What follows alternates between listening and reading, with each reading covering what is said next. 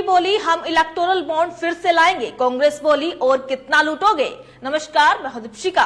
Electoral bond के बारे में तो आप सब जानते हैं। इलेक्टोरल बॉन्ड का स्कैम जो कि देश ही नहीं बल्कि दुनिया का सबसे बड़ा घोटाला रहा है, जिसमें भारतीय जनता पार्टी को इलेक्टोरल बॉन्ड से सबसे ज्यादा चंदा मिला है। भाजपा को सबसे ज्यादा 6060 करोड़ रुपए मिले, लेकिन शायद ये चंदा बीजेपी के लिए कुछ कम रहा हो। शायद इससे ज्यादा की उम्मीद बीजेपी ने लगा रखी हो, लेकिन सुप्रीम कोर्ट ने उनके इरादों पर पानी फेर दिया और उसे अवैध घोषित कर दिया। लेकिन कभी न हार मानने वाली बीजेपी के हौसले बुलंद है। उन्होंने आगे की प्लानिंग पहले से ही कर ली है। तभी तो बीजेपी की वित्त मंत्री का कहना है कि जैसे ही भाजपा दोबारा आएगी इलेक्टोरल बॉन्ड फिर आएगा। हम ऐसा इसलिए कह रहे हैं क्योंकि वित्त मंत्री निर्मला सीतारमण ने हिंदुस्तान टाइम्स को दिए इंटरव्यू में कहा कि अगर हम सत्ता में आए तो इलेक्टोरल बॉन्ड स्कीम को फिर से वापस लाएंगे। इसके लिए पहले बड़े स्तर पर सुझाव किए जाएंगे।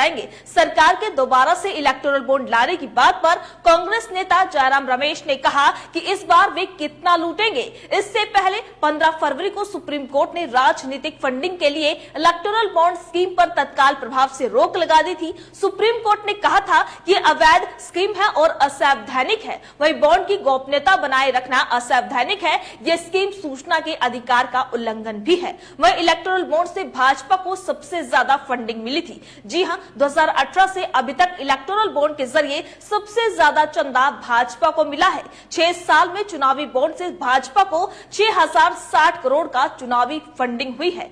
इसी को लेकर विपक्षी नेताओं ने भी क्या कुछ कहा है वो भी आपको बताते हैं। इसको लेकर विपक्षी नेताओं का कहना है कि बीजेपी लूट को जारी रखना चाहती है। ये कहना है जयराम का। जी हां, जयराम रमेश ने एक्स पर पोस्ट कर लिखा कि वित्त मंत्री निर्मला सीतारमण ने कहा कि अगर बीजेपी सत्ता में लौटती है तो वो चुनावी बॉन्ड वापस लाएगी। इसे सुप्रीम कोर्ट ने असंवैधानिक करार देते हुए अवैध घोषित कर दिया था। हम जानते हैं कि बीजेपी ने पे पीएम घोटाले में जनता के 4 लाख करोड़ रुपए लूटे हैं। वे इस लूट को जारी रखना चाहते हैं। सोचिए, अगर वो जीतते हैं और चुनावी बॉन्ड को फिर से बहाल करते हैं तो इस बार वे कितना लूटेंगे। वहीं जयराम रमेश ने आगे कहा कि हमारे जीवन काल में भारत का ये महत्वपूर्ण चुनाव है। शुक्र है कि ये भ्रष्ट ब्रिगेड सत्ता से बाहर जा रही है। जमीनी स्तर की खबरों से ऐसा बिल्कुल स्पष्ट नजर आ रहा है। इसी को लेकर कपिल सिब्बल ने कहा कि सर्वोच्च अदालत ने यह भी कहा है कि पारदर्शी नहीं है और इन्हें गैर पारदर्शी तरीके से लाया गया था।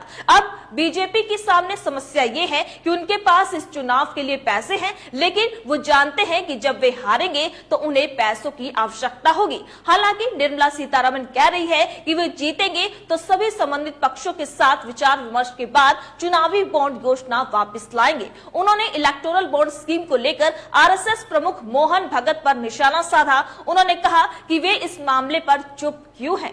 बता दें कि सुप्रीम कोर्ट ने 15 फरवरी को इलेक्टोरल बॉन्ड स्कीम पर तत्काल प्रभाव से रोक लगा दी थी। शीर्ष कोर्ट ने स्कीम को असंवैधानिक करार दिया था। चीफ जस्टिस जीवाई चंद्रचूड़ ने कहा था कि पॉलिटिकल प्रोसेस में राजनीतिक दल अहम यूनिट होते हैं। वोटर्स को चुनावी बॉन्ड के बारे में जानने का अधिकार भी है, जिससे मतदान के लिए सही चयन होता है।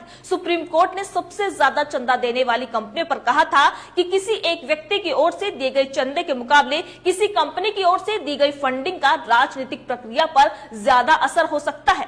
कंपनी की ओर से की गई फंडिंग शुद्ध रूप से व्यापार होता है। चुनावी चंदे के लिए कंपनी एक्स से संशोधन अवमानना और असंवैधानिक कदम है। तो आप देख सकते हैं कि इलेक्टोरल बॉन्ड का स्कैम जो कि देश ही नहीं बल्कि दुनिया का सबसे बड़ा घोटाला रहा है। इसी को लेकर वित्त मंत्री निर्मला सीतारमण ने इंटरव्यू में कहा कि अगर हम सत्ता में आए तो इलेक्टोरल बॉन्ड स्कीम को फिर से लाएंगे। इसी को लेकर विपक्ष भी हमलावर है। वित्त मंत्री निर्मला सीतारमण द्वारा कही गई ये बात कि अगर हम सत्ता में आए तो इलेक्टोरल बॉन्ड स्कीम को फिर से लाएंगे, इस पर आपकी क्या राय है? अपनी राय कमेंट बॉक्स में लिखकर हमें जरूर बताइएगा। इसी तरीके से देश और दुनिया से जुड़ी हर छोटी से बड़ी अपडेट के लिए FBN यानी फ्रंटलाइन ब्रेकिंग न्यूज के साथ बने रहिएगा। धन्यवाद।